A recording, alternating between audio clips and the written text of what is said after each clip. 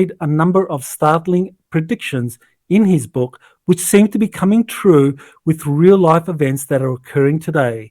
And probably the most significant is his prediction that we are going to be facing a false flag alien event involving motherships hovering over major cities in the United States and around the world. You're listening to Exopolitics Today with Dr. Michael Salla, your source for the uncensored truth regarding the human, extraterrestrial, global, and political agenda. Click the like button and subscribe to this channel. And now, here's Dr. Michael Salla. Welcome, John, to Exopolitics Today. Great, Michael. Thank you so much for having me here. I am so excited to be on your show. I have been on Exopolitics before, but this is very special time to actually be on here with you and your particular audience who are just brilliant, and they're a little more scientifically minded than the general audiences that I've come across. So that's really exciting for me too. So thank you so much for having me here. Well, you're welcome, John. It's great to have you back. And I know you've been doing quite a lot of research on a lot of these anomalous phenomena for, during your FBI career and in the writing of your books. And I guess, one question just for my audience, how much of the actual case material that you've encountered goes into the books and into the kind of predictions in your books? It's funny. That's an excellent question. A lot of the stuff I have come across in cases actually gets into the books, even if it's not explicitly named, because there's a lot of ways to reveal information that doesn't violate any sort of confidentiality requirements or any sort of NDA agreements that they make us sign sometimes from the intelligence community. And you can always talk about things if you don't use specifics, and if you don't get into the details and identifiers of the situation. So the answer is, I would say about like 80% of everything that I do actually goes into my books and my presentations as well.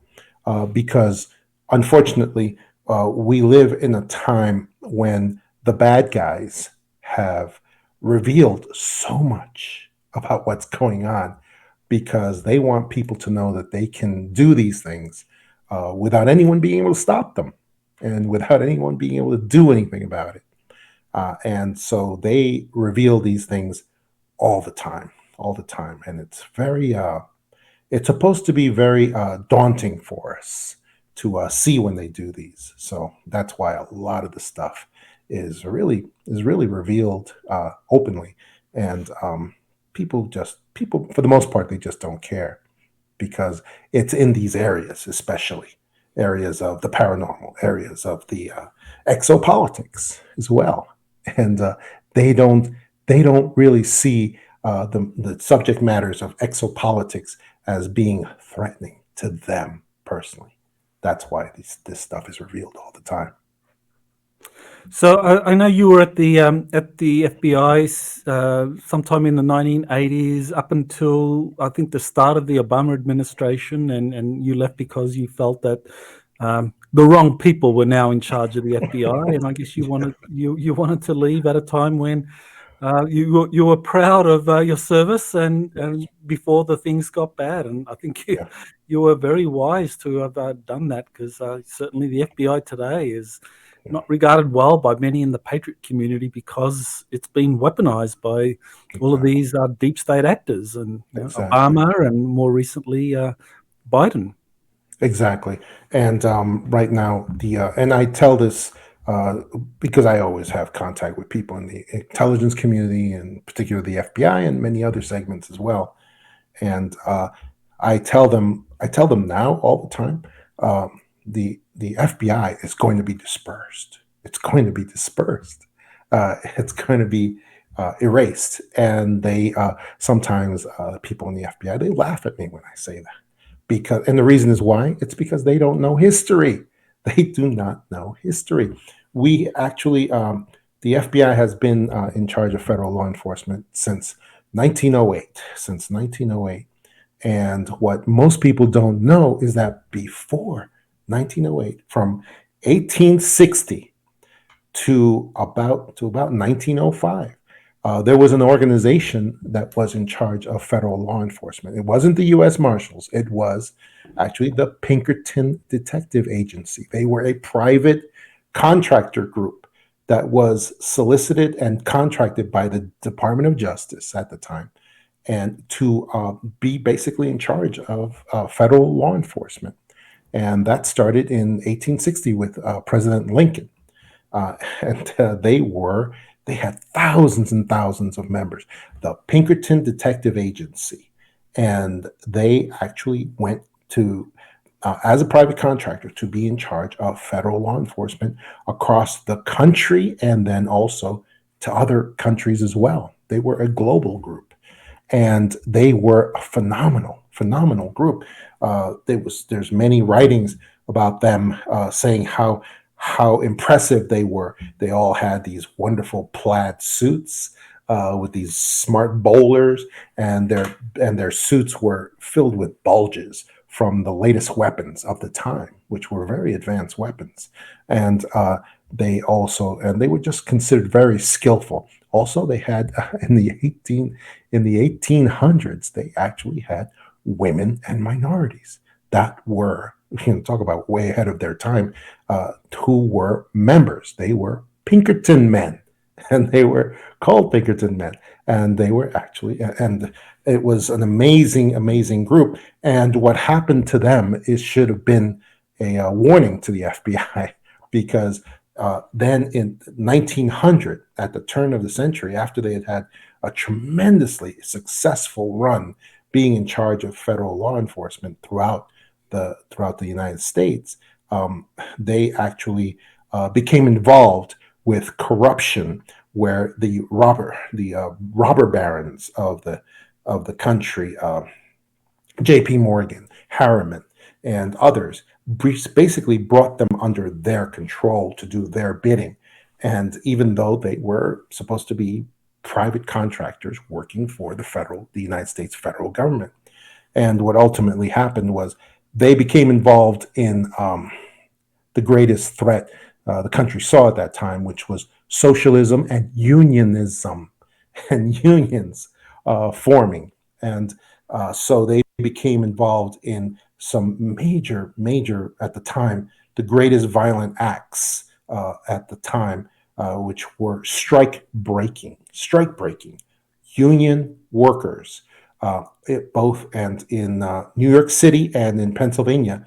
They became involved in some major riots where they actually killed many workers, many union workers in those cities, because this was the greatest threat to the industrialists at the time. And it became a huge scandal. And many Pinkerton men were also killed in those actions. And as a result of that, the United States Congress, just decided, you know what, the Pinkertons are too corrupt. They are too involved with corruption, and these are many killings that they've been involved in. And they passed the Anti-Pinkerton Act, which basically removed them from federal law enforcement at the time. And that was around 1905. And then shortly after that, a young clerk named J. Edgar Hoover in the Department of Justice, or what was the Department of Justice at that time, he basically he never invented anything. He basically saw everything the Pinkertons did that made them great, and he basically copied it for this new organization in 1908 that he proposed, called the FBI. And he basically did everything that they did. And he copied it and created the FBI at that time. And that's how the FBI took over federal law enforcement in 1908. And it's happened, and it's happening again right now. That's why the FBI is going to be erased at this point as well, just like the Pinkertons were from federal law enforcement at that time. Well, I was really interested in Robert or Bobby Kennedy Jr. declaring his candidacy. And Mm. during his speech, he actually referred to the CIA. He talked about how his uncle, President Kennedy, was so angry at the FBI and the military when they railroaded him into giving the okay for the Bay of Pigs Mm. invasion that just went awry, and just got his administration off to such a poor start that he said, that he wants to smash the CIA into 1,000 pieces. Yeah. So it seems that the FBI and the CIA have, this kind of track record of arousing the enmity of presidents or the American people for being weaponized or lying or just corruption. Yeah, who has done more against the American people than the CIA? They should have been abolished long ago, and it's just ridiculous that they still exist at this point, and not only exist but are given the support of the United States government.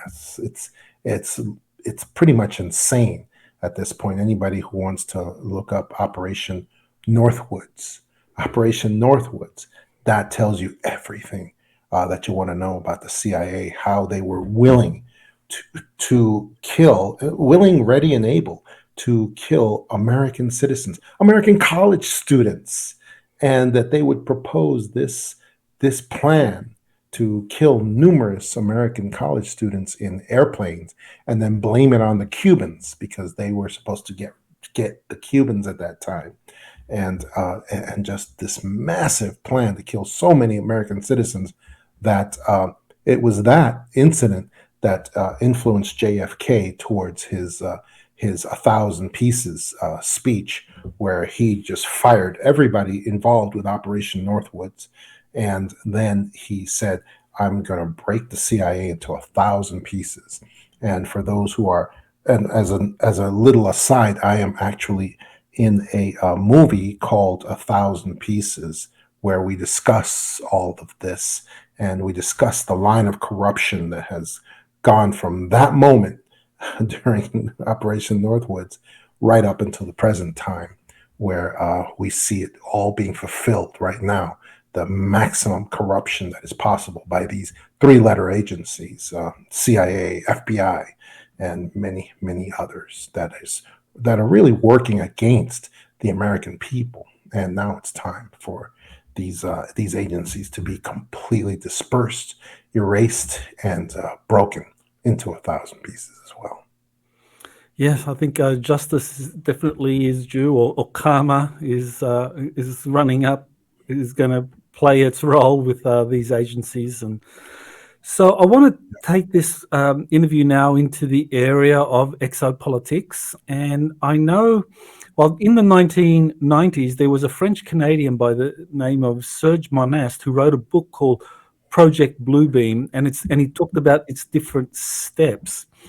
And at that time, of course, you were serving in the FBI. Now, Serge Monast, after he wrote that book, I think it came out in 1995. He wrote that book, and I believe it was a year later, so 1996. He was only in his 40s. He dies from a heart attack. So the obvious question Yeah, that right. I think a lot of people have is, well, was this a natural thing, or was it instituted by the agency? And we know that the CIA does have these heart attack inducing weapons. I mean, that was Yeah. admitted in the church committee hearings in 1976 or 77. So was Search Monast taken out, and what was it about Project Bluebeam that was so kind of explosive that one of the agencies, likely the CIA, would want to take out this French Canadian investigative journalist? Yeah, whenever you have bad actors involved in their interests in something that is going on, like the book that was written by Serge Monast, then you should always assume that they had something to do with it until it's proven otherwise, because their interests in this is just too heavy. It's too heavy and thick to ignore. And yeah, although it looks like since that time, it looks like there's a lot of government documents that have actually admitted the work on Project Bluebeam. I mean, I've heard about many documents from the government that actually talk about it and reveal a lot about Project Bluebeam. I read a thick folder the other day about Project Bluebeam and how important it was for the governments to be able to use this as a method of population control, I guess. And it's really astonishing stuff. Um, and it's one of the reasons why people believe that everything is just either it's holograms or it's real. And one of the things that people don't understand is that Project Bluebeam is going to be used uh, not as a replacement for real actions. It's going to be used the way that Hollywood uses CGI, and it's possible there's going to be involvement from Hollywood in this as well, where they're going to be using holograms in order to do what Hollywood calls sweetening of of these false flags. And so, in other words, they can actually have when we have, for instance, fake alien invasion where we will have the cabal send all of these tic tacs against a city, against one of our major cities, to actually destroy it and to make it basically to wreak havoc upon one of our cities. Well, they're going to do that, but then they can use Project Bluebeam methods to make these real 10 or 20 tic tacs appear to be 1,000 tic tacs in the sky, and that's what they can do in order to ratchet up the terror factor. Because when you see 10 or 20 of these things, and they're real, they're very much real, um, they can come and wreak some havoc. But when you see 1,000 of them behind them, it sends up the fear level so much higher. So that's what I really think the role of Project Bluebeam is going to be in these projects when they come forward, and it's going to be really something. Like, for instance, people can see in movies. In movies, what they'll do is they'll do a physical effect where you have 10 soldiers in the front row, but then they'll use CGI or something like Project Bluebeam to create 10,000 soldiers behind them. But the first row of soldiers can still kill you for real. They can do that. And so that's what we have to. That's why people, when they hear Project Bluebeam, they tend to think, oh, then that means it's just going to be a bunch of pretty holograms, and it won't be able to affect us. And that's not true at all. That's not how they're going to be using it. They're going to be using it as an addendum, as a sweetener to situations that are deadly, absolutely deadly. So that's one of the things I want people to realize and to know, because sometimes people relate about this about fake alien invasion, and they screw it all up. I mean, they screw it all up by telling people that when it happens, when false alien invasion, fake alien invasion happens, it's just going to be a bunch of holograms. It'll be, you know, so you don't really have that much to fear. But no, that is not the case at all. So that's what people need to know, basically, about Project Bluebeam, how important that is. Yeah, it's a very important distinction that you make there, that this is technology that's going to augment something that is very real, that there will be uh, craft and soldiers or aliens or programmed life forms, whatever you want to talk, whatever you want to phrase it, that are going to be part of some initial wave, but then that's all going to be augmented, as you say, to Right, make it look like it's a vast armada as opposed to just a right, small grouping of real ships that right, are involved. Now, one of the things that I think distinguished Serge Monast's work on Project Bluebeam and the kind of material you get coming from Carol Rosen and from Stephen Greer. Greer and Rosen, they always talk about the contrived or the fake alien invasion, saying, oh, they're going to kind of try and pull that off and and trick us that way.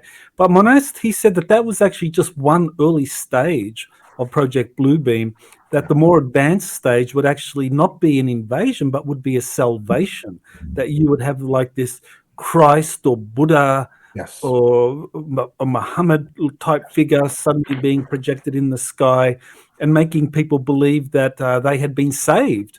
So so it's like the classic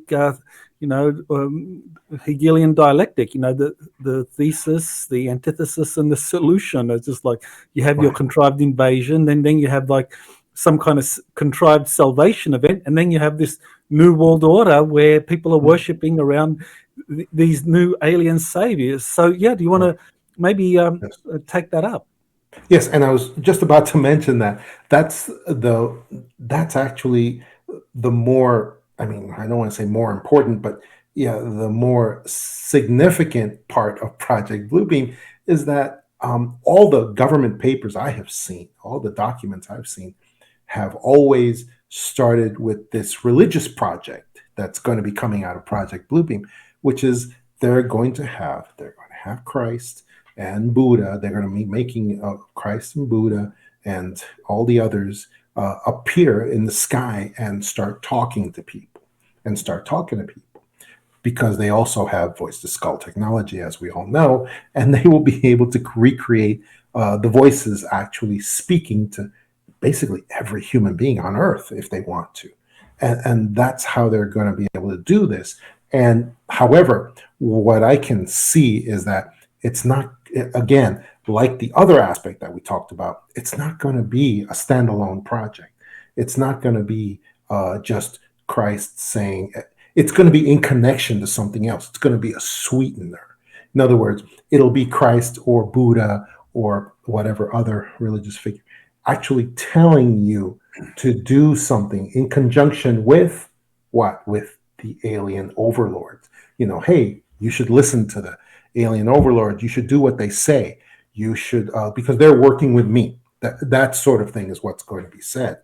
It's not just going to be hey, here is Christ in the sky, and and I'm telling you, you have to believe in me and just do what I would want you to do. It's not going to be like that. It's going to be in conjunction with something else that the cabal wants accomplished, so that the appearance of Christ, the appearance of Buddha, will be a sweetener that actually leads people to something else, to listen to the alien overlords, to do what the cabal leaders want them to do.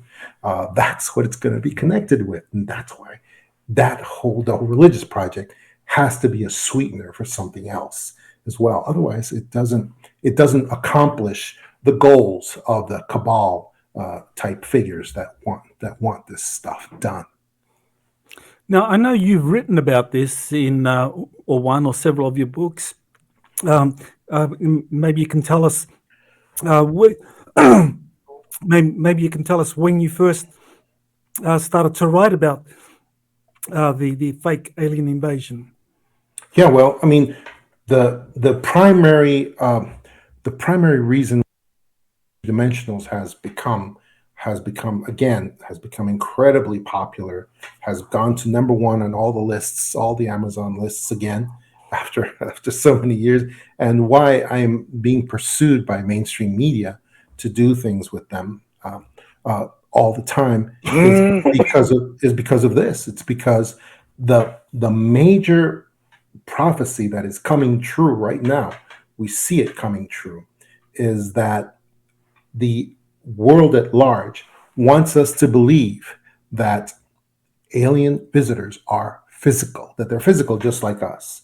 UFOs are physical just like us, and that they can appear on they can appear here and just on the White House lawn, and they can just stay there. Roswell was absolutely true, that we just had some sort of alien vehicle that just crashed by the road and just stayed there, dumped by the side of the road, like a human vehicle would. And that's one of the main things that I disprove in the extra dimensionals. Alien visitors are not physical. They are not physical. They are not like us. Their craft are not physical like us either. I mean, the main thing I prove in Extra Dimensionals, I started in the FBI, and the first thing they did was hand me a document that was from an FBI agent. And it was what we call the smoking gun. It was just a document from an FBI agent. It's available to everybody. This document is available to everyone on the database of declassified FBI documents because it's so old. It's from 1947. It's because of the age, it can be declassified and put at FBI, sorry, vault.fbi.gov. Just go to that site. You go there. You press the button that says extraordinary cases. It says something very similar to that, and then you press that button. It opens up UFO cases, animal mutilation cases, extrasensory perception cases. You can open up all those documents, and you can download them for free. And including you can go to UFO Group 1, UFO Documents Group 1. Open that up, go to page 22. And if you get on page 22, you go to this document. I'm trying to see with the light how I can show it. It's a one-page document. It is displayed in my book, The Extra Dimensionals. And it is just a one-page document. It's a report from an FBI agent who happens to be also a scientist at the time. And he wrote a little one-page report to all scientists of the time in 1947, the same time that the Roswell operation was pushed forward. And it was basically a report from his informant. He said his informant was supernormal, which is an old-timey word for paranormal, for extra normal. And it makes it, from context, it makes it look like his informant was an alien visitor as well. And his alien visitor friend gave him several conclusions that he put in this report that I was showing right here. In this report, he gave 8 conclusions that he was told and that he needed to tell the world. And he said, the scientists probably won't believe me because of who they are, because of who my informant is. But I still have to tell you because I have to try. And he says, first of all, he says, alien visitors are not physical. UFOs are not physical. They are from another level of reality, he uses the term locus, another locus, level, dimension of reality. And they can actually come to our level of physicality and appear physical for short periods of time.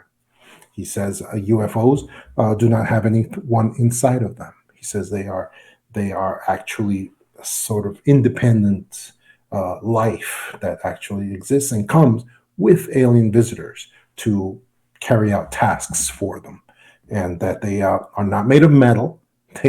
Real UFOs are actually made of some kind of plasma type shifting material that can actually convert from metallic appearing to light plasmas. And he says that's what they are. And he says that this stuff about Roswell, about a ship crashing at Roswell, and that was done for other purposes. It was not a real thing that happened. So ever since then, I have been accumulating evidence for people that real UFOs, not UAPs. UAPs are completely man-made. They are man-made. But real UFOs, they are not physical. They can appear to be physical for short periods of time, but they cannot remain physical. Let's put it that way. So if it were possible to crash them, it's not. You can't shoot them down either. You can't. And when you have governments telling you, as has happened in the United States, happened in Russia, I believe happened in China also. You have these governments telling you, oh, we just shot down a UFO. No, they did not. No, they did effing not do that, because they weren't real UFOs. They may have been UAPs, which that's a whole nother story. And it's not a pretty story either. So that's how that goes, Michael. And that's how that looks. That's very interesting. That's kind of a fascinating development on the whole extraterrestrial phenomenon. That, rather than talking about physical beings from our 3D reality, we are talking about these beings from other dimensions who are able to come here, but only for brief periods before they go back. So that is very uh, fascinating.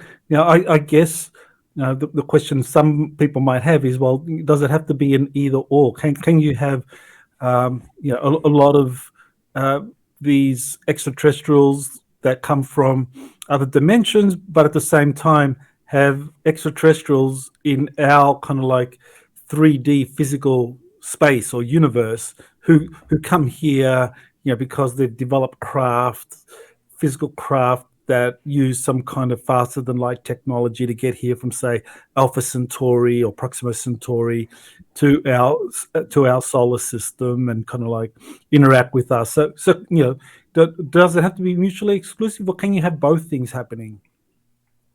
I believe it is mutually exclusive, especially because we have so many people pretending that they are developing real UFOs, that these things are alien visitors, and we have these things that are they're man-made, and then the question becomes, but if they're man-made, then what is that? Does that mean they're American? They're Chinese? They're Russian? Or what?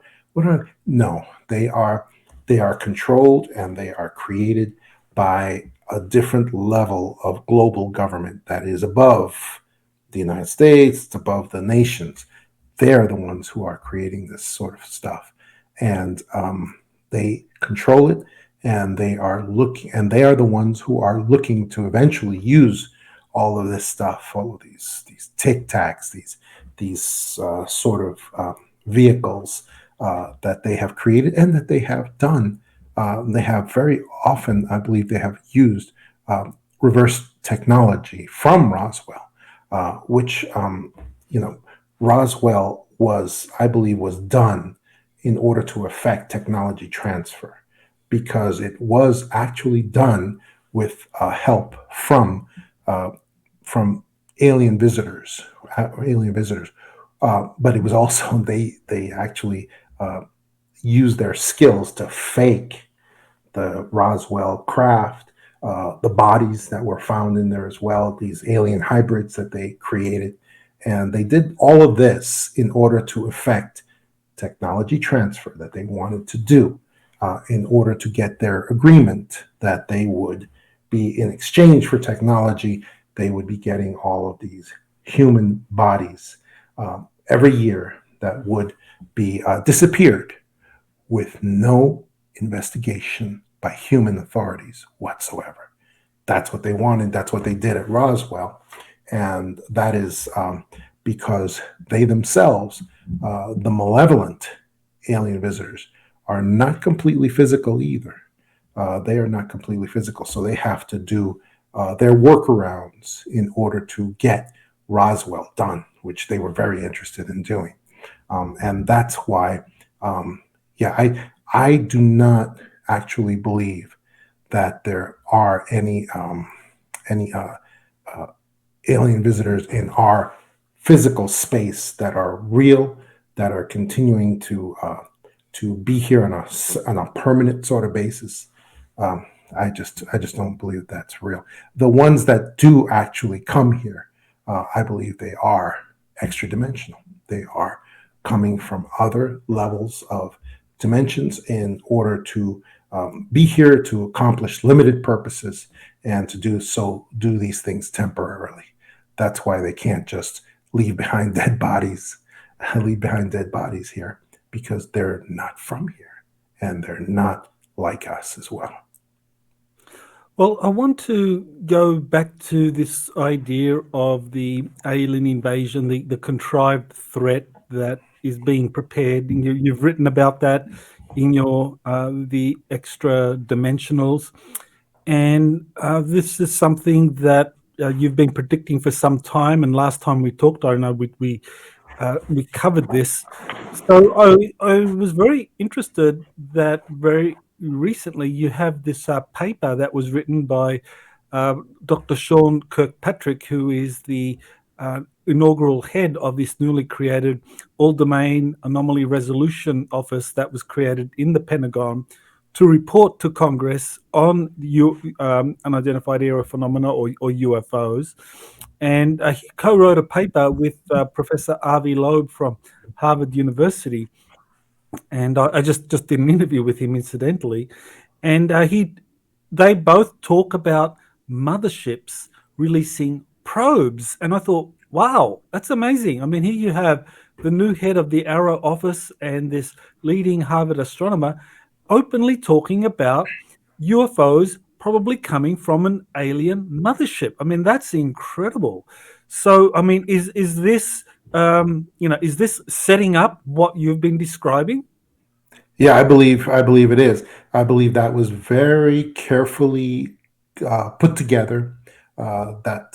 That individual from Harvard was solicited to put his material into this report that just went all over the world.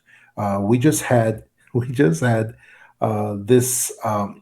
Oumuamua, Oumuamua, the Great Scout, this great giant cigar-shaped sort of mothership that I mean you've reported on it for many years as well, and it's a Hawaiian word for scout, and now they just made the announcement that Aumwamwa is coming back. It's coming back to Earth, and they just added, and it's going to be releasing probes. At least they conflated this report from this individual that you just had on the show, and they conflated all that, and they put it all together into a big ball of wax, and they just threw it out there to all over the world. It was picked up by the global wire. The report was picked up by the global wires, by the AP and Reuters, and it went all over the world. Now, why? Why at this particular time? Well, let me tell you something else. As an investigator, something that's been going on just before this happened. What's been going on is, you know what? It's been that the United States and Canada and where else? And I believe possibly China as well, and Russia as well, have all been announcing that they've been shooting down UFOs. Now, they haven't shown us the evidence. They haven't, shown us, oh, here's the UFO that we shot down. If it was, I mean, logic says that they would be showing pictures. They would be showing, but none of them. They've all been just announcing, yeah, we shot down this UFO. We recovered the materials, and that's it. We're not going to tell you anything else. Well, what a convenient time for this announcement of the giant mothership coming here and releasing probes. What do you think those probes are going to look like? I will take bets that the probes that are going to be released are going to look just like Tic Tacs, that those sort of silver colored vehicles, and sometimes they're oval shaped, sometimes they're cigar shaped. They're in all shapes and sizes. But the only commonality I can really see is that sort of silverish kind of skin that I see on these things. And it's already been said by several very knowledgeable people that these Tic Tacs are actually man-made. They are man-made. They are created, and we've had several U.S. congressmen who have said the same thing, who have said it really looks like these Tic Tacs are man-made, but they appear not to be under the control of the United States or Russia or any nation in particular, and because they're going all over the world. Here's something else that's been going on across our country in congressional subcommittees and even Senate subcommittees as well. We've had congressmen receiving classified briefings that don't stay classified at all because they leak out information from these things. And basically, what's been going on is that the national security structure has been showing the congressmen all these near misses that have been happening all over the country. Near misses, classified by the FAA as whenever one vehicle comes within, like, I think it's like 1,000 feet of another vehicle. And so much so that it really looks like it's being done on purpose for intimidation purposes. Where our airliners are out there, our military pilots are out there, and they'll suddenly have a near miss from one of these TikToks. Well, this has been going on all over the country. And it's been going on in other countries too, where these Tic Tac vehicles of all shapes and sizes have been coming right up to our aviation, to our airliners, and coming right up to them, and sometimes passing right over them. Just it looks like an intimidation factor. And all of these congressmen have been receiving these classified briefings, which are not secret. I mean, they're not secret because we're finding out about it. And so this has been going on for a while. At the same time as the United States has been and Russia has been announcing, yeah, we shot these things down. Well, these things are going to be coming back now, apparently. With the Oumuamua Scout giant mothership that is coming back to Earth right now. It's going to be, according to their report, which went all over the world. They're going to be releasing these probes, and what do you think is going to happen with these probes? I suspect, and I want to tell people, there's a very real possibility that these probes are not going to be probing.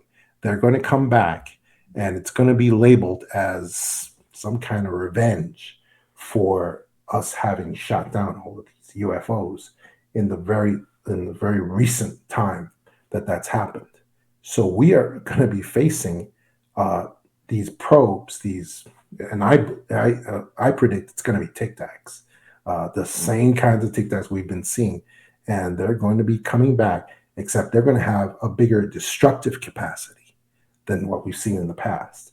They're not just going to be coming up to our airliners and trying to intimidate. They're going to be very possibly shooting them down somehow, because they have not yet displayed their destructive capacity. And I think that's what we're facing right now. And I think that's why this announcement was made about the Oumuamua coming back and the probes that they're going to be releasing here on Earth very shortly.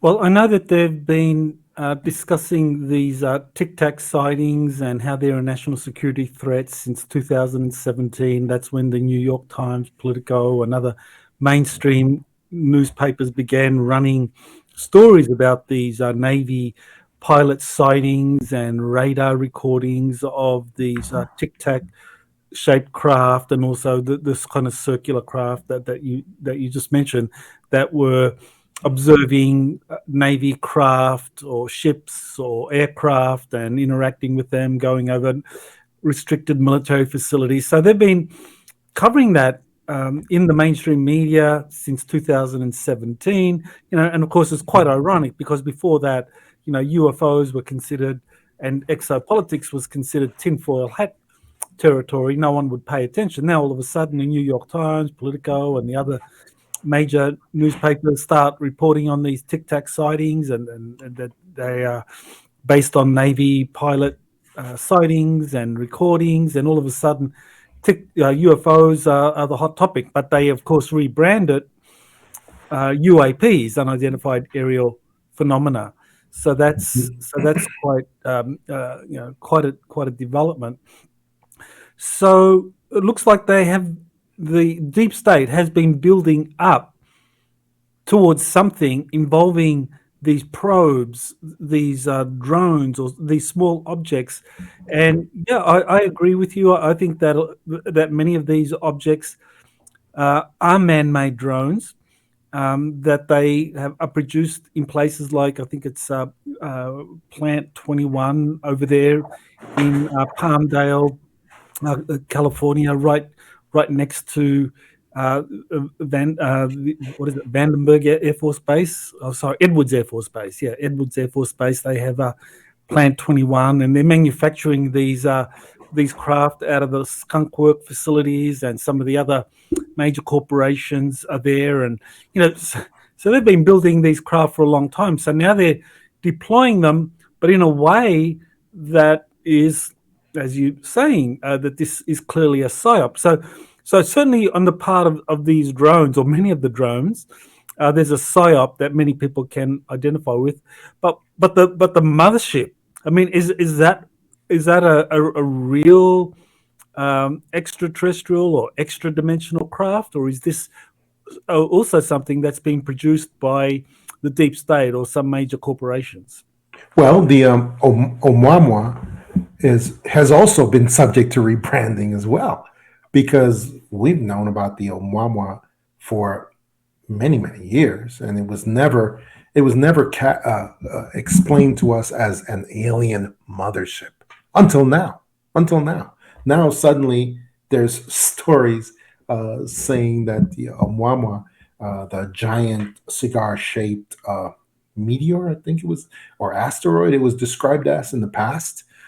Now suddenly they're saying, oh, it's very possibly a alien mothership that has probes in it, and those will be really, that thing in this area. You have to approach it like an investigator that is in an area of complete deception, and you have to ask the really hard questions, like why was it necessary to, in 2017, as you said, to rebrand this entire area from being about UFOs to now being about UAPs, also, by the way, called UATs, like a T with Tom, like Tom, uh, unknown aerial threats as well.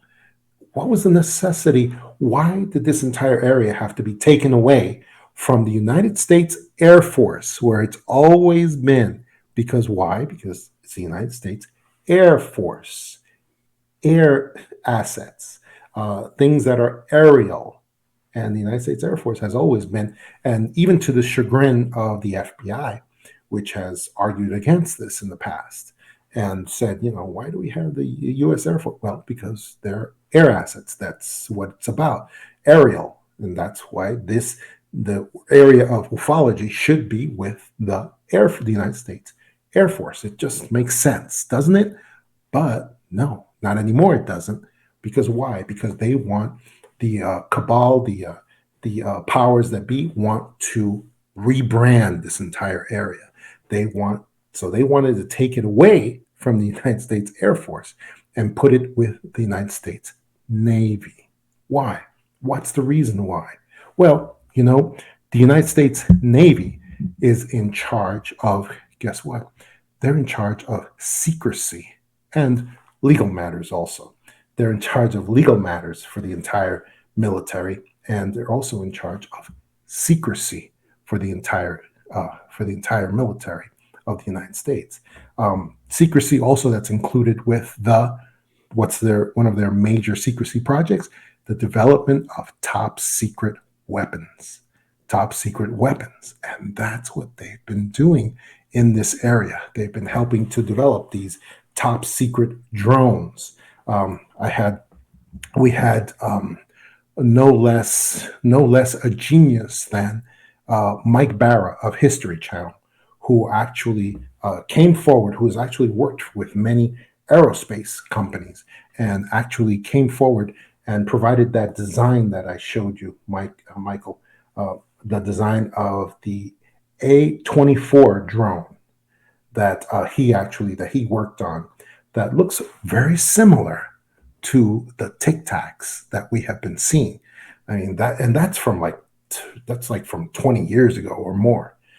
And yet, if you look at the A-24 drone, it looks extremely similar to these Tic Tacs, where they actually took away the wings that were on the A-24.